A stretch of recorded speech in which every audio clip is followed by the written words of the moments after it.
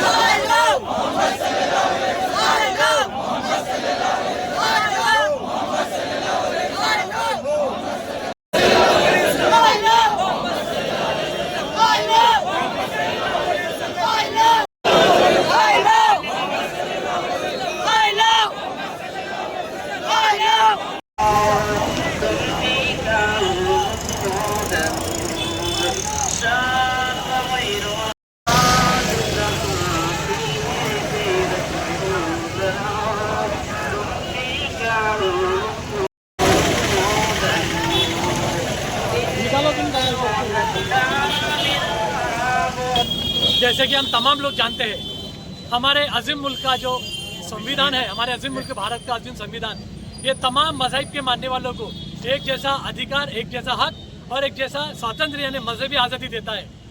उसी मजहबी आज़ादी के तहत 5 तारीख को कानपुर के एक इलाके में हमारे तमाम आशिकाने गुलामान मुस्तफ़ा सल्लल्लाहु अलैहि वसल्लम ने बड़े ही शान शौकत के साथ में जुलूसी मोहम्मदी निकाला है और वहाँ पर उनके हाथ में, जो मेरे हाथ में बोर्ड दिख रहा है, ऐसा एक बोर्ड था जिस पे लिखा हुआ था आई लव मोहम्मद रसूलुल्लाह सल्लल्लाहु अलैहि वसल्लम। अब ये जो लिखा है, ये हमारे आका का मिलाद की खुशी में लिखा हुआ था। हमारे आका की इसमें बड़ाई की गई है, हमारे आका की इसमें शान बयान की गई है, जो कि संविधान हमें इसका पूरा अधिकार देता है, पूरा हक देता है कि हम जुलूस भी निकालें और हमारे आका की हम तारीफ भी बयां करें। ऐसा होते हुआ भी वहाँ पर बड़े ही अफसोस के साथ ये कहना पड़ रहा है कि 25 बच्चों के ऊपर वहाँ पर गुना दाखिल हुआ है और गुना भी किस वजह दाखिल हुआ है कि उनके हाथ में ऐसी तख्ती थी।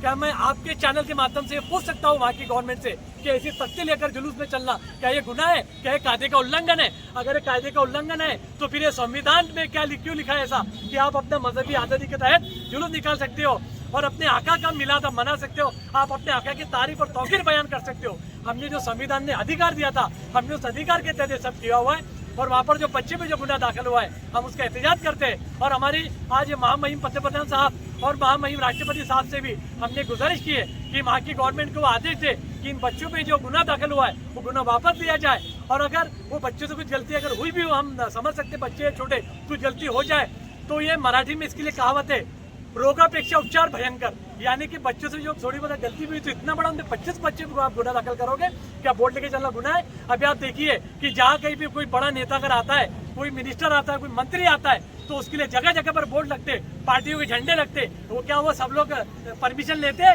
नहीं लेते, डारे लगा देते, उनका कोई निकालने नहीं चाहता। बड़े बड़े जो उद्योगपति बिजनेसमैन होते, वो अपने दुकानों के, फैक्ट्रियों के बैनर बोर्ड लगा देते। बड़े बड़े फ्लैश गिरने के बाद में, तूफान आने के बाद वहाँ पर हमारे भारत के कुछ बेकसूर लोग वहाँ पर मारे गए, उसके ऊपर कोई नहीं बोलता, उसके ऊपर कार्रवाई कोई नहीं करता। लेकिन जहाँ पे सरकार का नाम है वहाँ पे अगर कार्रवाई होती है तो हम इसका एहतजाज हमको निश्चित करना पड़ेगा।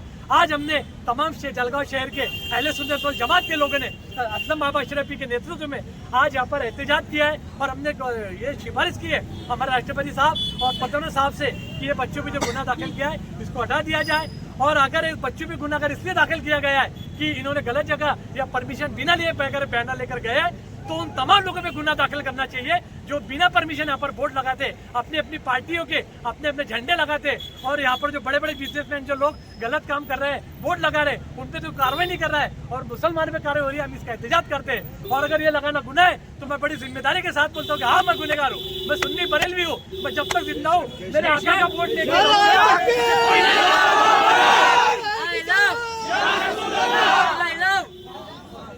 I love Muhammad. I love Muhammad. Rasulullah sallallahu alaihi wasallam.